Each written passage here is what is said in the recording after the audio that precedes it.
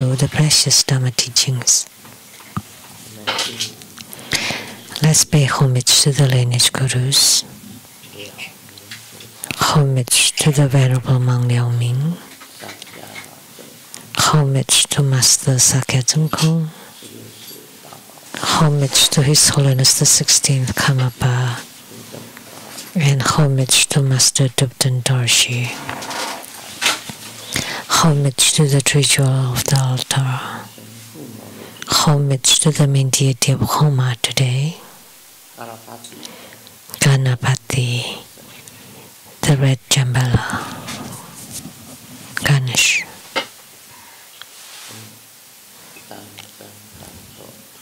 Sumo, Danzan Katso, Tutan Siddhi, Tuptun Kama, all Dhamma masters, Dhamma lecturers, Dhamma teachers, Dhamma instructors, Dhamma tutors, temple and center directors, and all disciples, and those on the internet.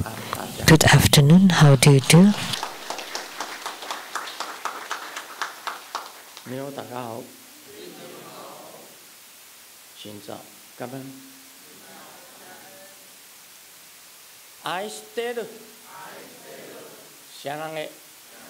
Hola amigo, te quiero mucho. Scoin, Ichiban, Moji, Jimmy, Yapi, Puri, Konnichiwa.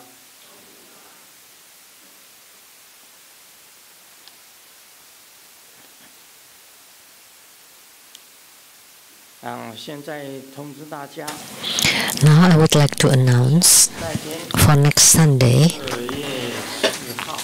February 4th at 3 p.m.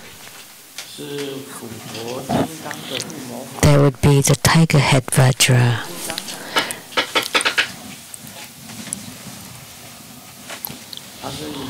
Tiger Head Vajra is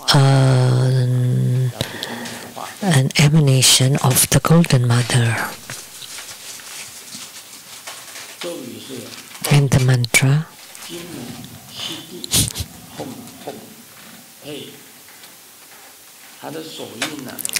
and the mudra looks like the tiger head, and the two thumbs are separate, not leaning against each other. It's like a tiger head. This is for the Tiger Head Vajra. And this deity is the wrathful emanation of Golden Mother.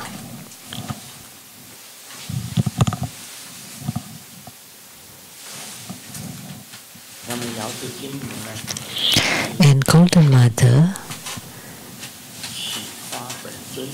is Grand Master's first yidam who awakened Grand Master. I have said it that without Golden Mother there will not be Grand Master Lu, and without Grand Master Lu there will not be True Buddha School, and without True Buddha School then you all wouldn't be here. Nobody. So this is her wrathful body or transformation. Extremely tremendous power that can subdue everything.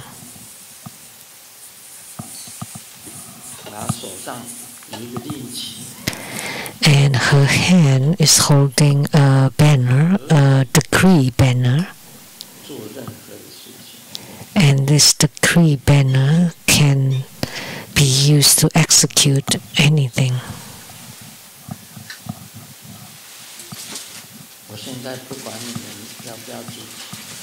Now I don't care if you want to become primary supplicants or not, because I've talked about it so many times. So this time I will not mention it, and we'll see what will happen.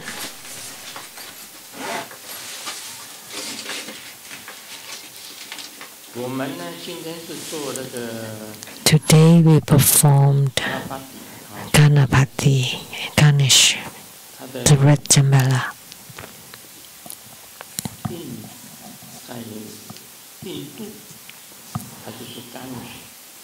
In India, he's called Ganesh, and he is the son of Shiva.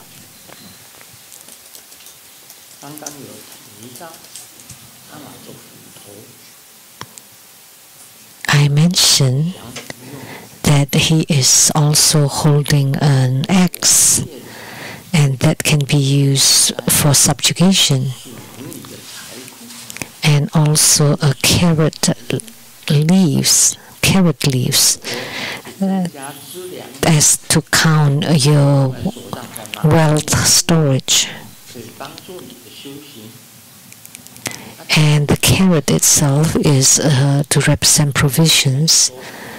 And then also he's stepping on the treasure mouse. There are two ways that if you place a Vajra scepter at the top of Ganapati's head, then the treasure mouse would spit out all kinds of treasures. Or another way, if you use Vajra scepter to touch the top of the head of Ganapati,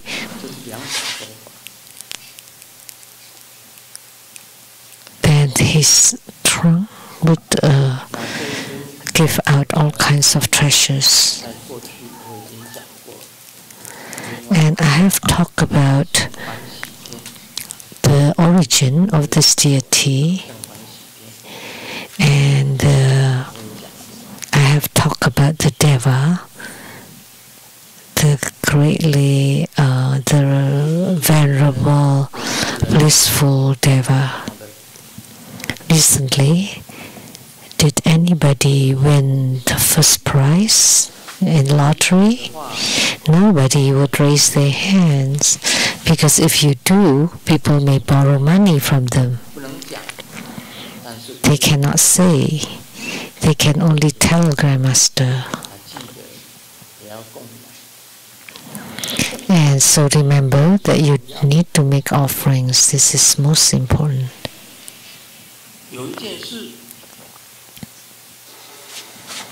There is one thing. Master Lianzi is here.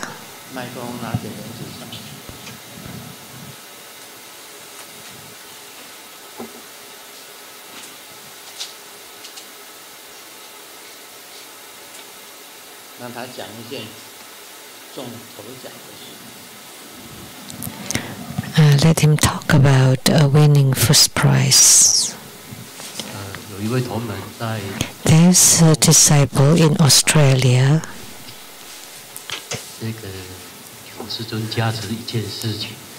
Asked Grandmaster to bless for a thing about his body. And after Grandmaster blessed the ladder, that day in Australia, he bought the lottery. Grandmaster was blessing his health problem, but on that day he won the first prize lottery.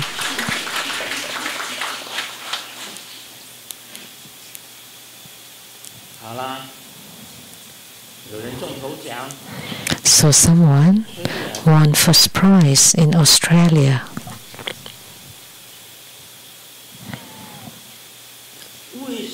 An Australian disciple. How come it's not in Seattle? But just now I truly saw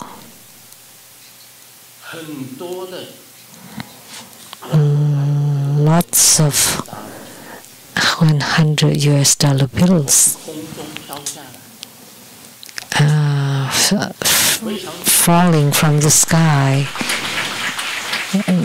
A bounty of them, lots and lots of them. You know how much? How much of it? It's not this whole Homa hall would not be enough to house it, to store it.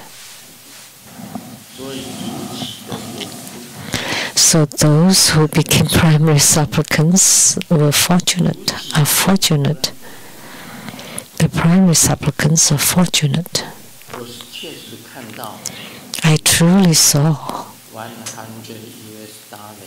lots and lots of the $100 bills falling down, and stacks and rolls of them filling the whole of Homa hall. So bestowing that much wealth to you, but if you did not become the primary supplicant, you just cry with your pillows until your pillows are all wet. That was true sighting. When I was blessing that Australian disciple, on the day of the blessing, they bought a lottery ticket in Australia and won first prize.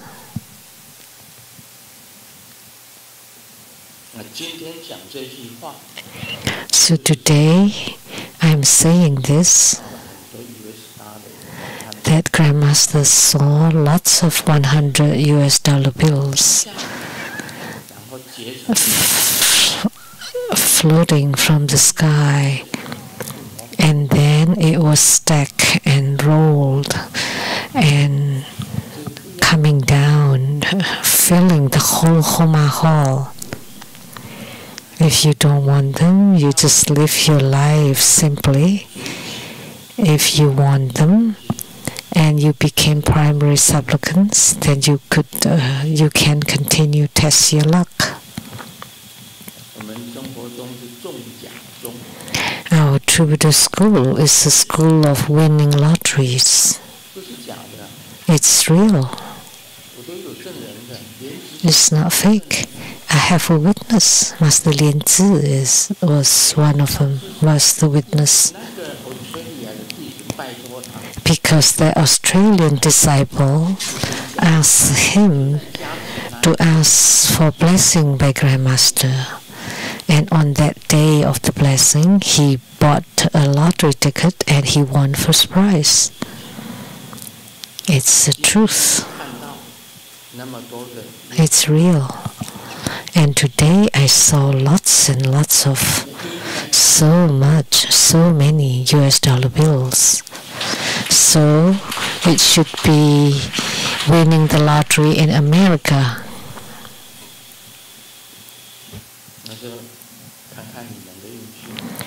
So you can test your own luck. I will never buy lotteries.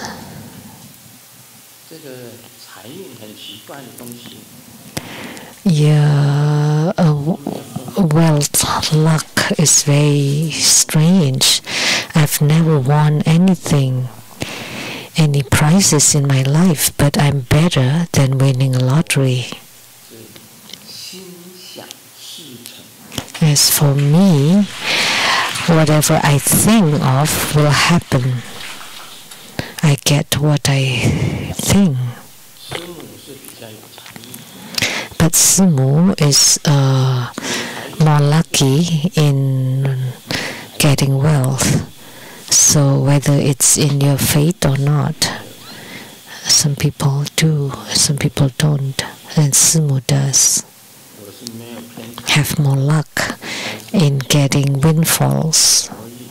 I don't have windfalls, but I have a kind of power, which is I get what I think. So I cannot just think randomly or haphazardly. So before giving Dharma teaching today, someone is having a birthday, so let me sing a song. I have said it yesterday, happy birthday. So today, let me sing a song.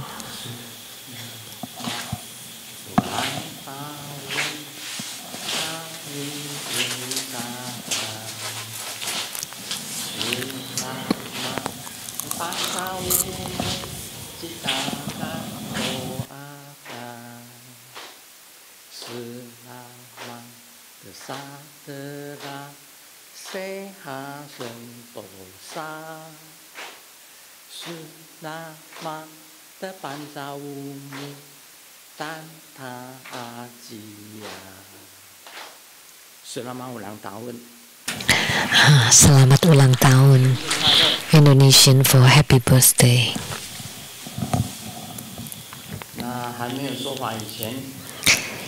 And prior to the Dhamma teaching, let me say that Master Lian Zi asked me several questions during lunch. And these questions are related to my viewpoints or mindsets. My spiritual cultivation until today. In a few days, I would be 80 years old. 80. So, elderly in his 80s. So how is your spiritual cultivation?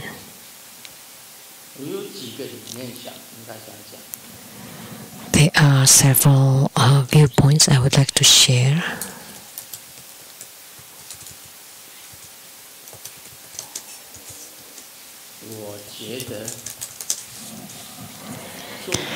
First, I feel that sentient beings and I are together.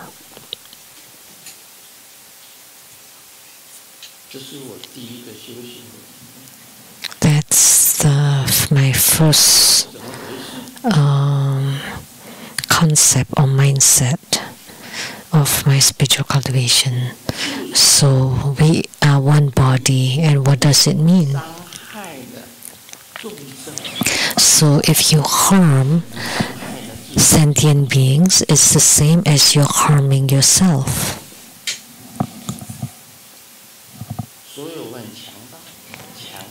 That's why I emphasize, that's a slip of the tongue, emphasize, never ever harm any sentient being.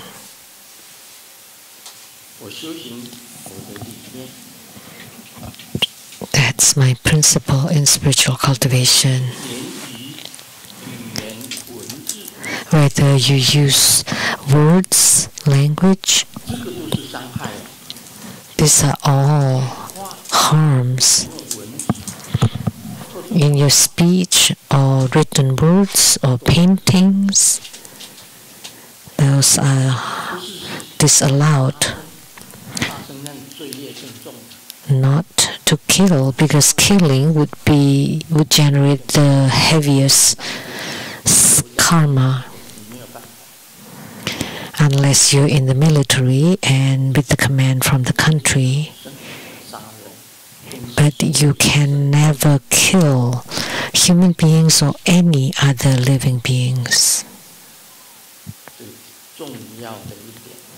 That's an important key point, that you and sentient beings are one body. That's why I have vowed never to sue anybody. It doesn't matter who slanders me. Don't you feel really wronged and mistreated? People insult you, scold you, slander you, defame you, bully you. Don't you file a lawsuit against them? No, I never sue them. I never sue anybody. Because when you cultivate spiritually until this time, sentient beings are you and you are sentient beings. You are the same together. All you have in your heart is loving kindness, compassion, joy, and equanimity. So harming anybody is wrong. If you harm somebody else, it's the same as you're cutting your own finger. Please remember my principle or philosophy or mindset of my spiritual cultivation. The second one,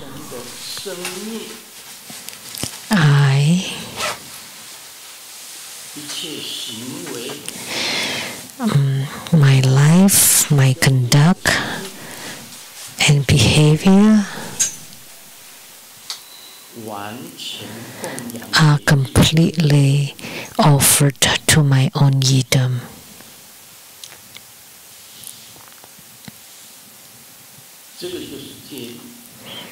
This is precept. You offer your conduct and behavior and your life completely to your own yidams. Offer to Golden Mother, offer them to Amitabha Buddha, offer them to Siddhigarbha Bodhisattva. Completely offered.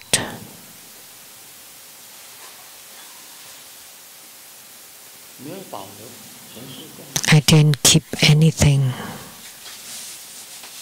Completely offered to them.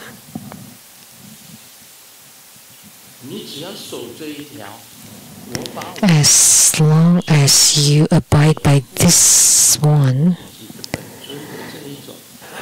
which is offering all your conduct and behavior and life to yidams, it would be the same as abiding by all the precepts, which are not to kill, not to steal, not to commit sexual misconduct, not to lie, not to drink alcohol, are all included.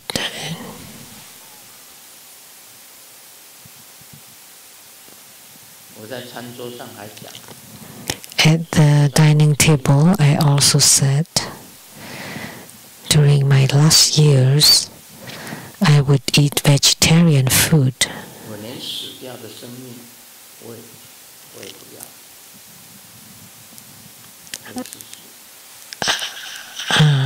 I don't even want dead lives. In the past, when I started my spiritual cultivation, I also abstained from eating meat. And now, during the last part, I would become vegetarian again. It'll be fine. I will not have desire toward it, nothing.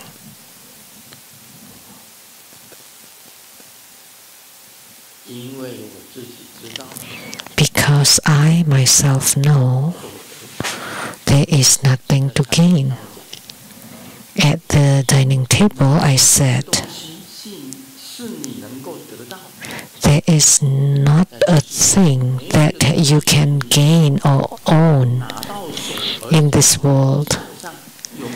There is not a thing that you can keep in your hands and or own forever.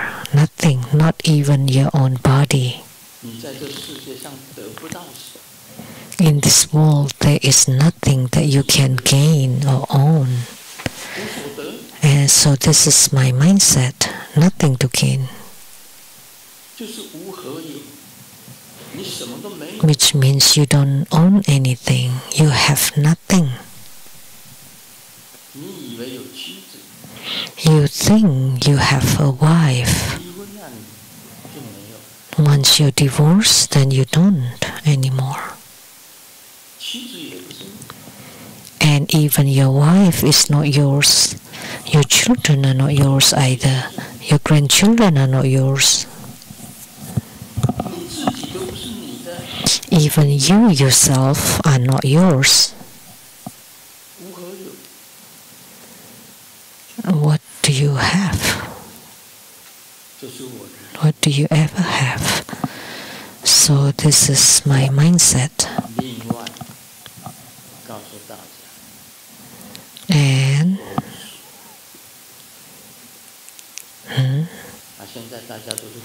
nothing to belong. So you all now are True Buddha School disciples, so you belong to True Buddha School, and Grandmaster is the founder of True Buddha School. Wow, that's good. Establishing a religious school. But no, you have nowhere to belong. True Buddha School is just a name.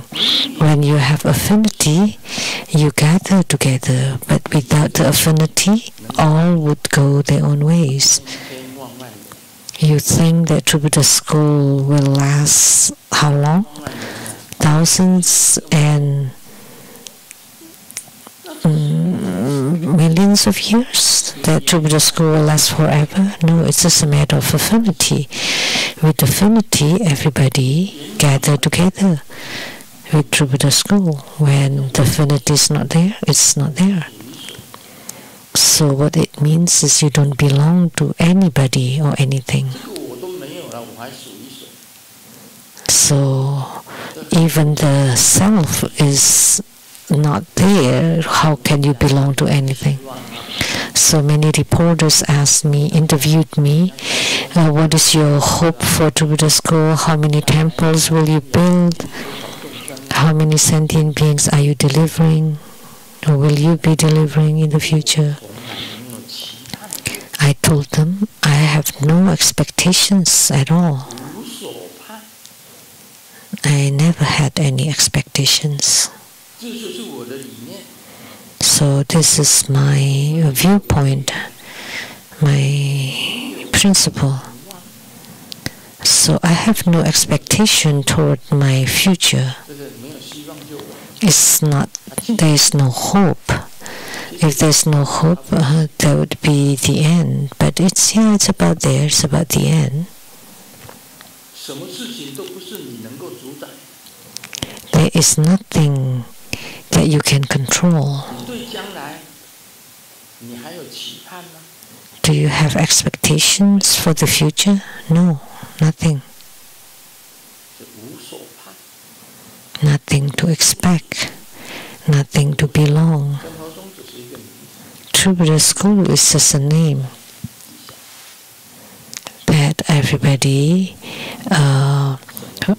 follow in spiritual cultivation and nothing else.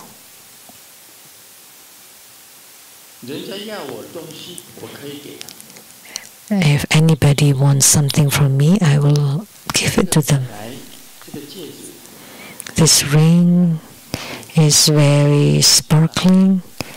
That was to be given to Master Lien Tzu.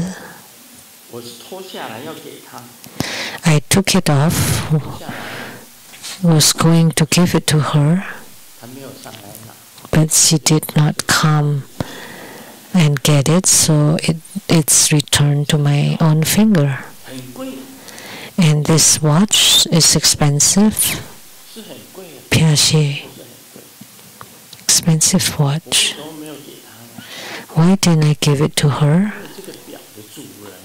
Because the giver of this watch should come, will be and should be coming for the ceremony this time. So I need to wear it to show to the person who gave it. Actually, I did not own anything. And this was given by a Vietnamese disciple, a red gem, a ruby. And this one was given by someone in the gold business. And you think I must have bought something. No. My underpants were given by Morgan. He bought lots of underwears. At first he bought it huge. He did not know my size, so he just bought them.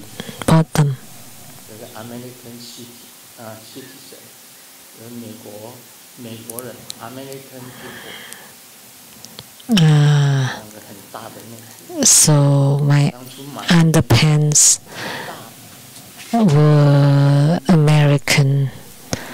sizes, so they were too big. So I give them to Andy, my son-in-law, and that's fine. And eventually, he gave the right size and gave me lots of them,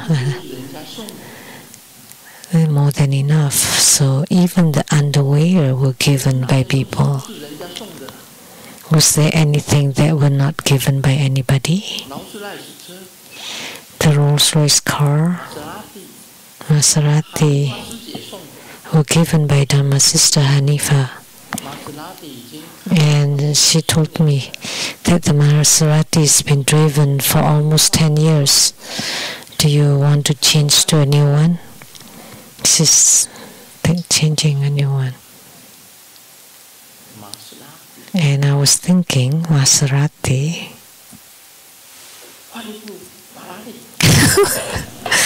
Change to Ferrari. Lamborghini. And Sumo said,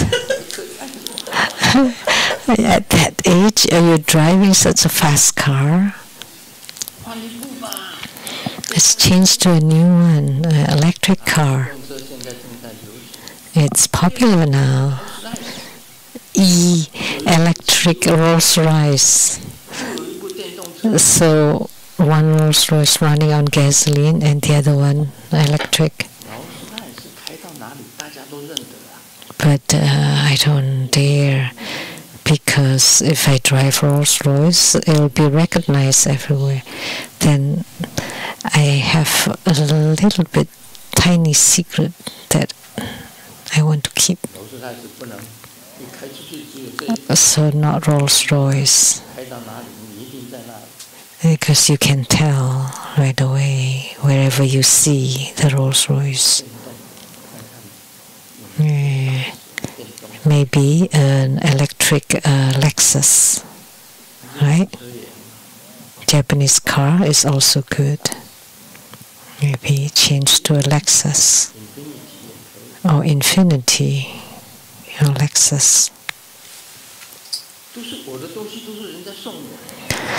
All my things were given by people. So since people give it to me, I can also give it to others.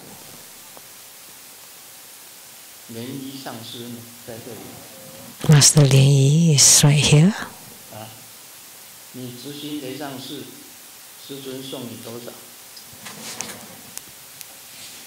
How much did Grandmaster give to your Lizang temple? $60,000. That's not much. Was that Taiwanese dollars? Malaysian ringgit, 60,000 Malaysian ringgit. Only that much? That's too little. I'll give you more in the future.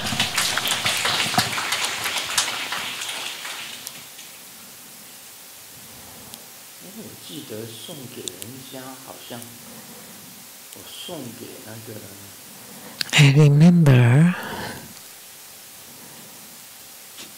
I give to the ICHS, the International Community Hospital.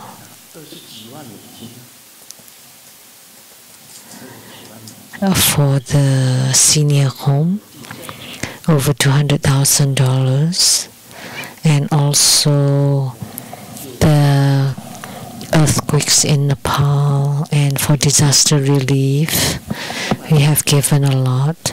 None of them are mine, and in the future, they will all be given out or be donated. I shouldn't have asked you how much. 60,000 Malaysian ringgit is not much.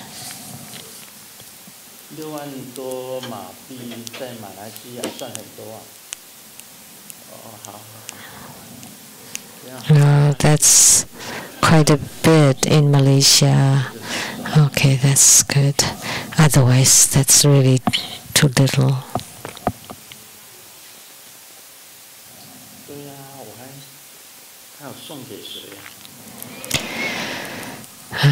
Whom else I give? I shouldn't talk about it.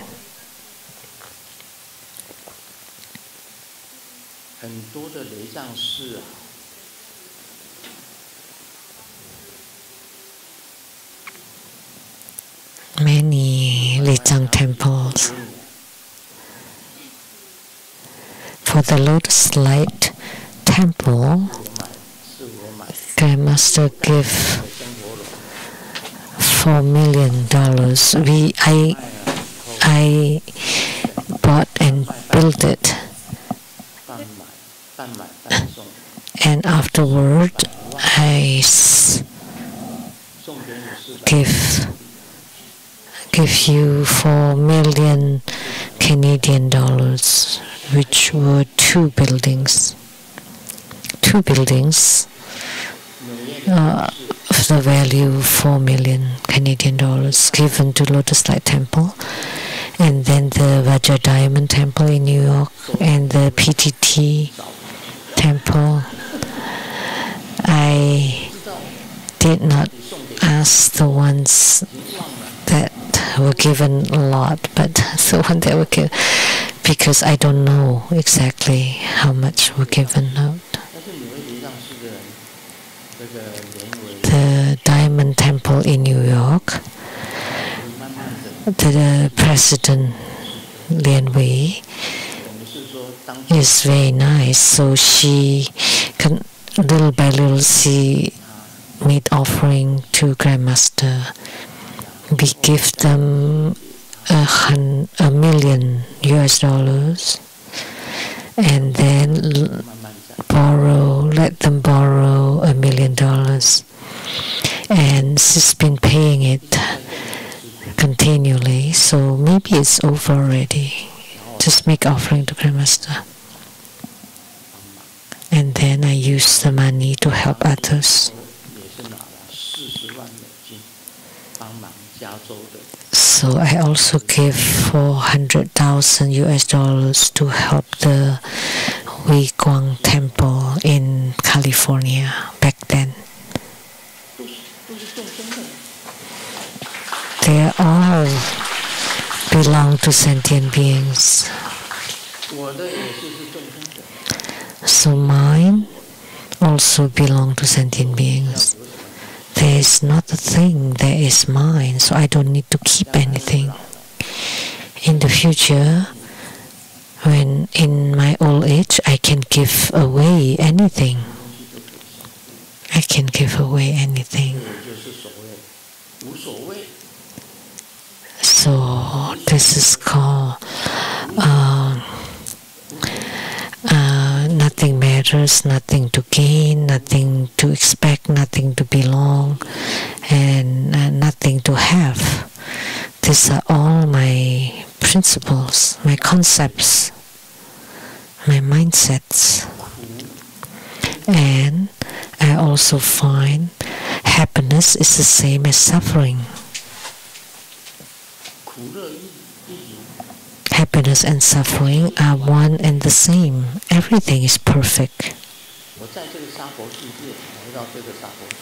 I came to the Saha world and suffered a lot, but I found them all to be beneficial for me. They're all perfect.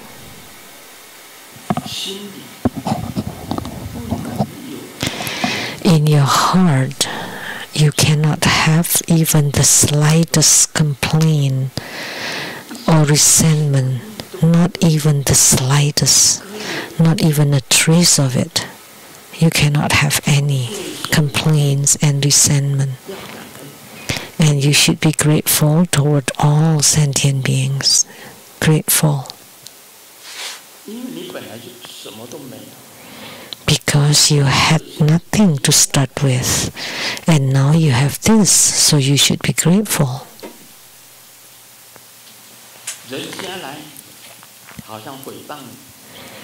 If people come to slander you, that is testing you, is helping you to have attainments.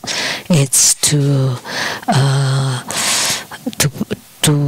wish you the best, so you should be grateful. When people complain to you or about you, you should be grateful too. That is to wish you attainment in your spiritual cultivation. If people wrong you, or if people say something wrong about you, that you should change and be grateful. You should not have any envy or jealousy at all on nothing. And most importantly, toward the future, I have no expectation whatsoever. How would I go? I have gained spiritual union with the Yidams.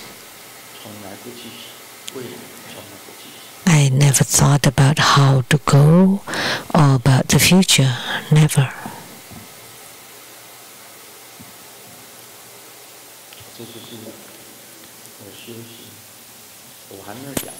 I haven't finished, but if I continue, then I will not talk about other Dharma.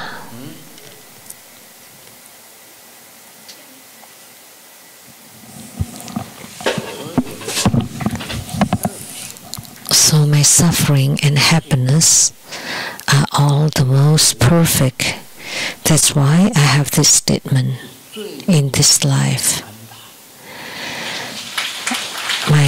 Everything in this life is the best, the most beautiful arrangement, the perfect arrangement.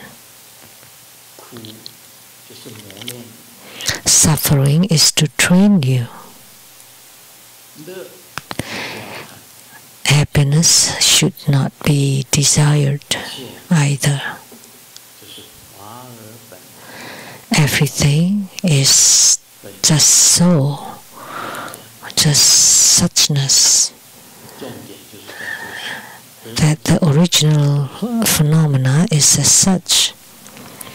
The Vimalakirti Sutra said that the original phenomena is just as such, intrinsic suchness. In the future, when I think of more of it, I will share more.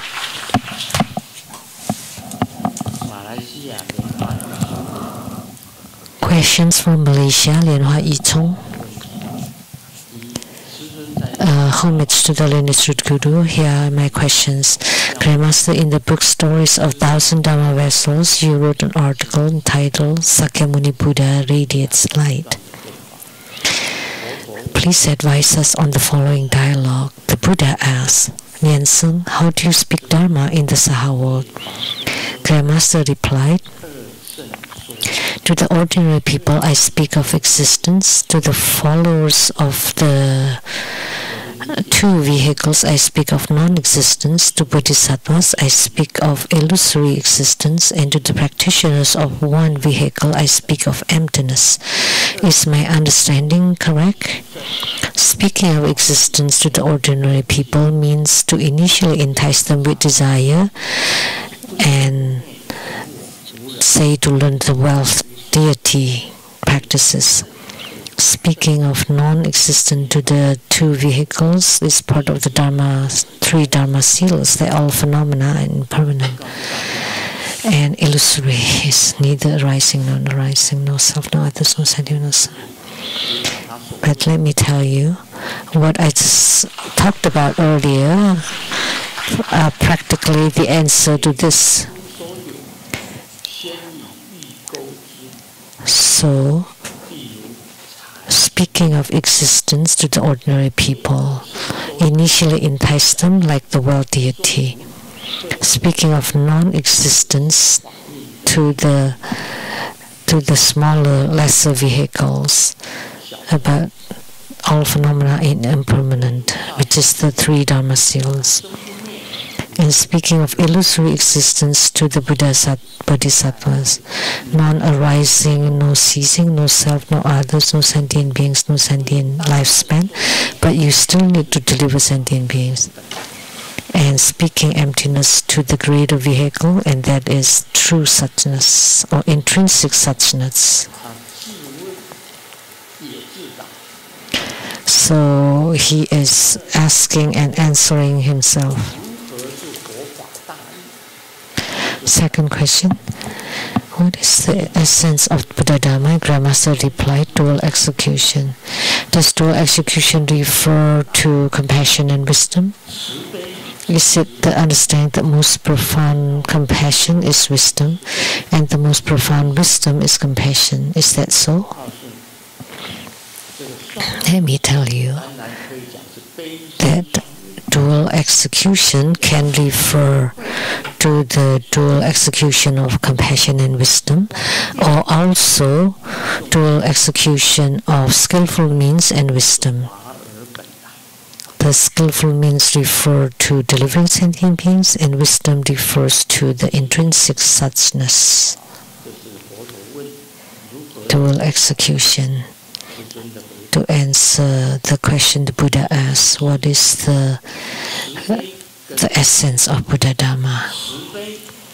Dual execution of compassion and wisdom.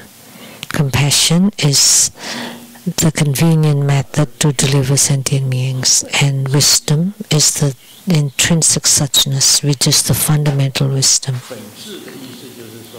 And the meaning of the fundamental wisdom is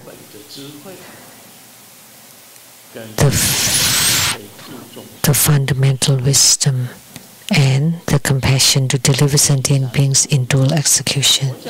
Third question. Buddhism speaks of the 10 Dharma realms, Grandmaster. In which of these realms do Golden Mother and Dongwang Gong, the king of the East, belong? Or is Taoism not belong to the 10 Dharma realms? Thank you, Grandmaster, for the answer. So many Pemyo. Let me tell you.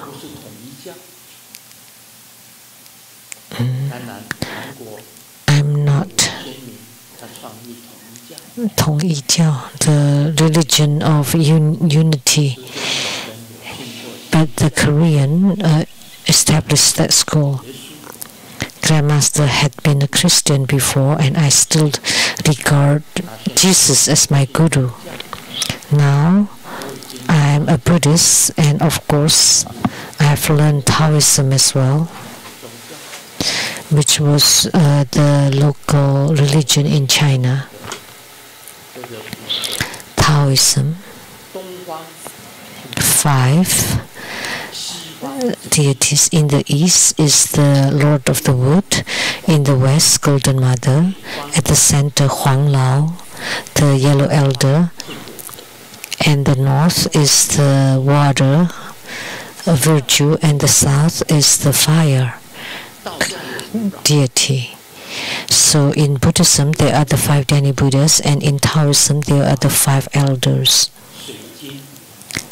So the Lord of the Wood in the east, Golden Mother in the west, the Yellow Elder in the center, the fire virtue in the south, and the water is in the north.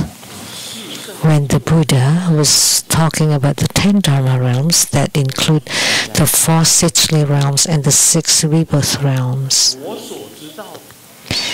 let me tell you, based on what I know, if I want to make a general, then the highest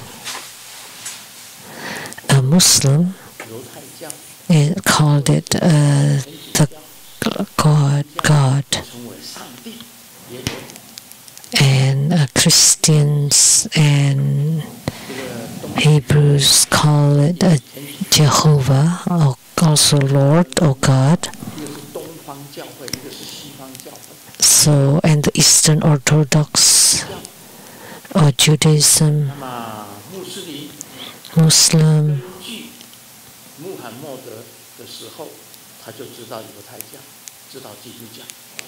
Muhammad knew about Judaism and Christianity. That's why in the Al-Quran it's written about Moses and Jesus. So Moses and Jesus are mentioned in the Al-Quran.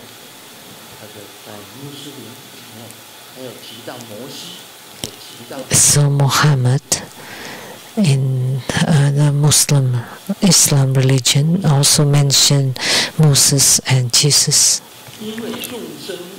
And my opinion, there are many kinds of sentient beings. So the supremacy, the supreme, manifested as all different prophets to deliver sentient beings. Like in India, the original religion was Hinduism there. Brahma or Mahabrahma, Shiva or Mahaswara, Vishnu. In Hinduism, it's said that the 9th reincarnation of Vishnu is Sakyamuni Buddha. That's according to Hinduism. Let me tell you that all the prophets, all the sages were all manifested by the Supreme, Jesus, Muhammad,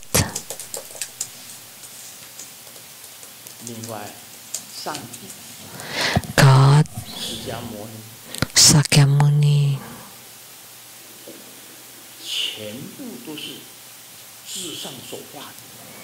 They were all manifested by the Supreme Being, which is the intrinsic suchness. In order to transform and deliver different kinds of sentient beings, they manifest as different prophets.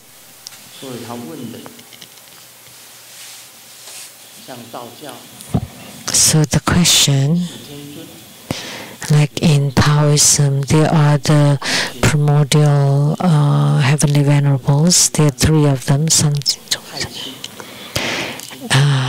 The supreme purity,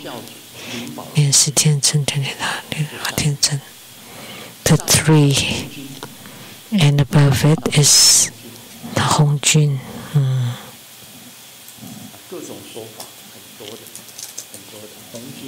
There are many different names, and then the Jade purity, the Great purity. There are 3 purities. 元始天尊、灵宝天尊跟太上老君. Those are the 3 purities in Taoism.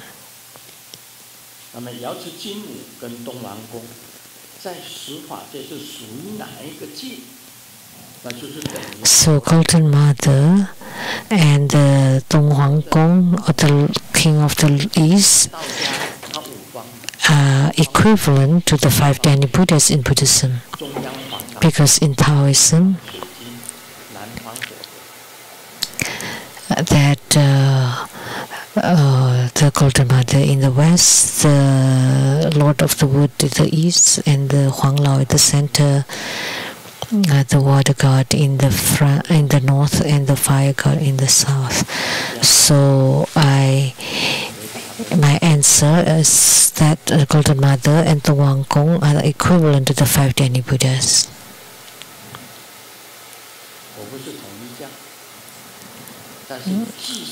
I'm not the region of unity, but I say that the Supreme Being, I called it Supreme Being, which is, the name itself is meaningless, just like my name.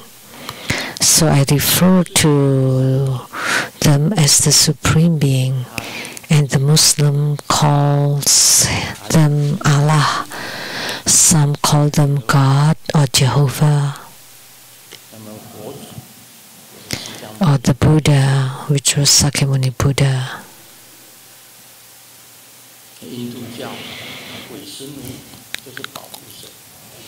In Hinduism, Vishnu is the protector god, Shiva is Mahaswara, Deva, and Brahma, the creator.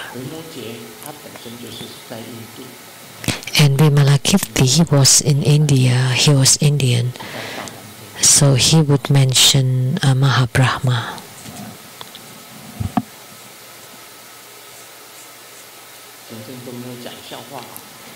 So we didn't share any jokes today. We'll tell jokes later. It's almost 5 already. And we have programs later too. Furthermore, Sariputra, a bodhisattva can inhale all the winds of all the worlds into their mouth without any harm to their body. So the winds of all the worlds in the 10 directions, we all know earth, water, fire, and wind. So the universe and our human body are comprised of the earth, water, fire, and wind. So all the winds of all the worlds in the 10 directions, for a bodhisattva with inconceivable liberation, can inhale them into their belly, and the belly will not extend and burst, and all the trees, because when you suck all the winds into the belly, the trees and plants will not be damaged.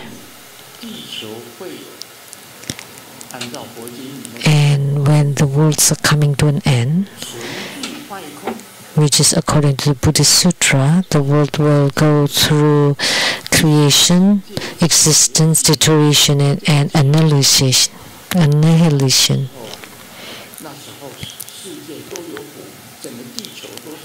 At the end of the world, there would be fire all over the worlds. So the inconceivable bodhisattva can contain all these fires within their belly.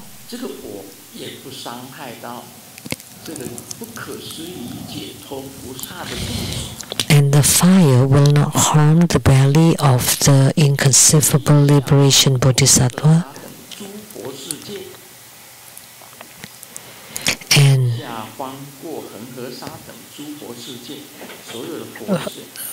from the lower realms, passing worlds as numerous as the sands of Ganges, a bodhisattva can lift a single Buddha land to the upper realms. Passing countless worlds as easily as lifting a jujube leaf on the tip of a needle without causing any disturbance.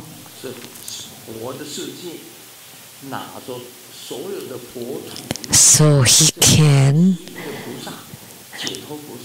lift a Buddha land from the lower realm to the upper realm, just like holding a leaf, and without any difficulty at all to pick up a Buddha land. These are all great transcendent power. It's inconceivable. So in Zen Buddhism, there is a saying that with the mouth full, you can drain the water of the 3 major rivers. And the inconceivable liberation bodhisattva can take in the waters of the 4 great oceans without affecting the belly, or consuming the fire without any harm, and lifting a Buddha land as if it's a leaf. This was spoken by Vimalakirti, not me. It's so incredible.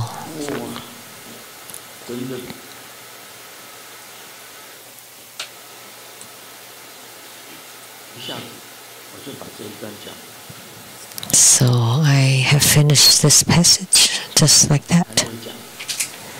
And then he continued. 504. Can I speak to 530? I didn't even share any jokes. Also, Sariputra, a bodhisattva dwelling in the inconceivable liberation, you know, the inconceivable liberation bodhisattva can become a Buddha, a Pratyeka Buddha, a Shravaka, or the god Indra, which is the heavenly king of the Triatrimsa's heaven, or as the god Brahma, Mahabrahma, as a world ruler.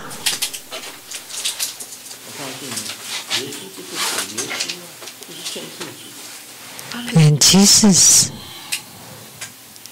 so he could become Jesus too. Inconceivable liberation bodhisattva can also become Jesus, or a Chakravartin king, or a Yama king, or a king. So they can become a king too.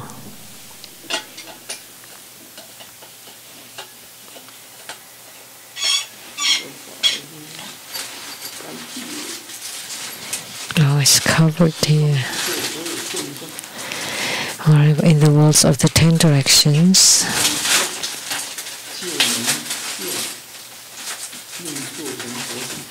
All sounds, whether high, medium, or low, can be transformed by the Bodhisattva to resemble the voice of a Buddha.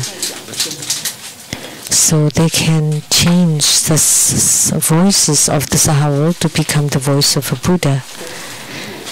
And displaying the truth of impermanence, suffering, emptiness, and no-self. And the various Dharma teachings spoken by the Buddhas in all 10 directions can be heard. So all sentient beings can hear all the various Dharma teachings. So Sariputra, I have now briefly spoken of the power of a bodhisattva's inconceivable liberation.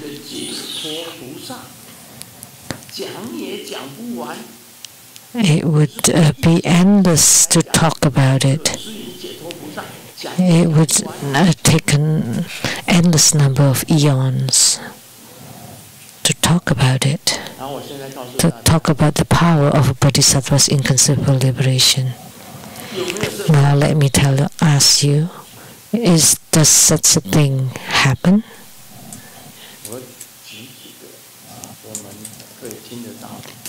Let me give a few examples that we could hear. Last night I was talking about Hanyu. Please stand up. Did you hear the Buddha speak Dharma to you? Often. Often. Now we have a witness. The Buddhas often give her Dharma teaching. And yesterday there was another one. Who was that?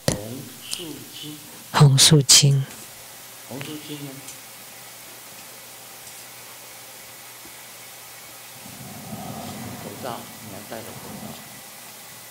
Take off your mask. Did the Buddha give you Dharma teaching? Yes. Now we have two witnesses. One said yes, the other one said often. Did I give you Dharma teaching? Yes, every day. Every day? Yes. 好啦，那个练习，练习。我有没有跟你说法？有，是的，时时刻刻都会。Did I give you Dharma teaching? Yes, any moment. Any. It's more incredible than I am. 还有连燕呢？ And how about Lian Yin? 经常都会听到师父说法。I often hear Grandmaster give Dharma teachings. 那你请坐。 Okay, good.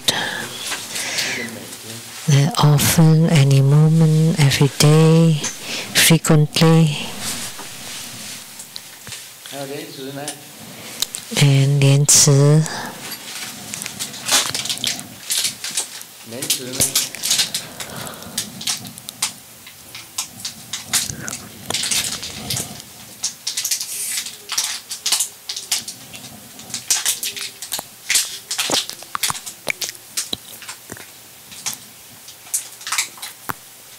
我用点播的，点播跟你讲。We use quotes to talk. 就是你就清楚明白 ，OK 好。 It's like this, and then all of a sudden you understand. 事实证明，很多人都听到佛菩萨。 But the truth have proven that many people have heard the Buddhas and Bodhisattvas give Dharma teachings. Anybody can raise their hand if you have heard it. 那请那位现在在喝茶的那位站起来。 That person who's drinking tea now, please raise. 就是戴个眼镜，你不要看别人。 You're the one wearing eyeglasses. Don't look around. 拿麦克风给他。 Give a microphone to them.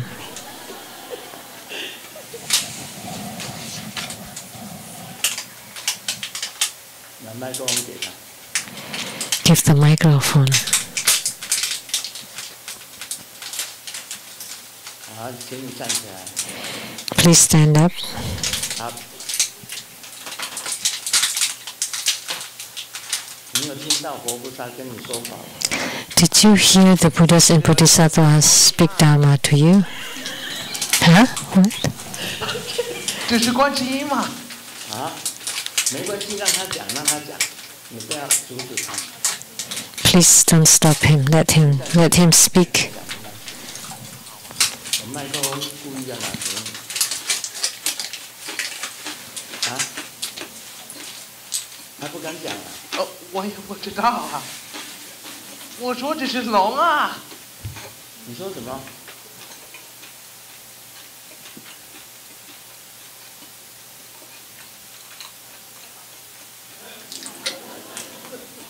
他把麦克风传给别人。 He gives the microphone to other people.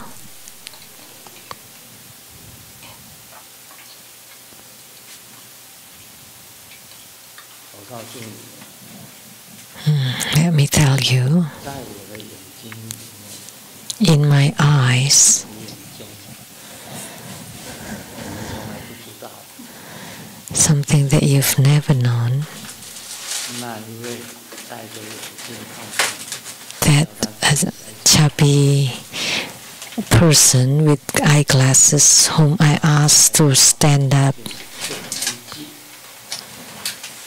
he is coming to the Saha world for this last time, and then when he goes back, he doesn't have to come again.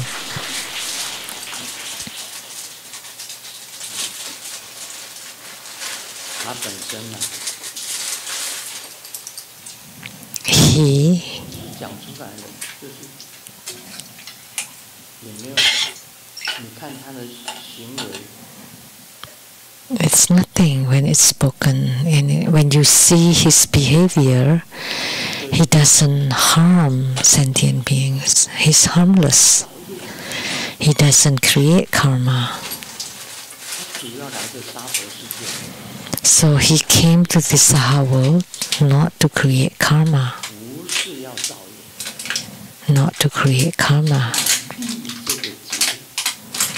Is to experience this. He doesn't create karma, and then afterward he would be able to go back. And after he go back, he doesn't have to come again.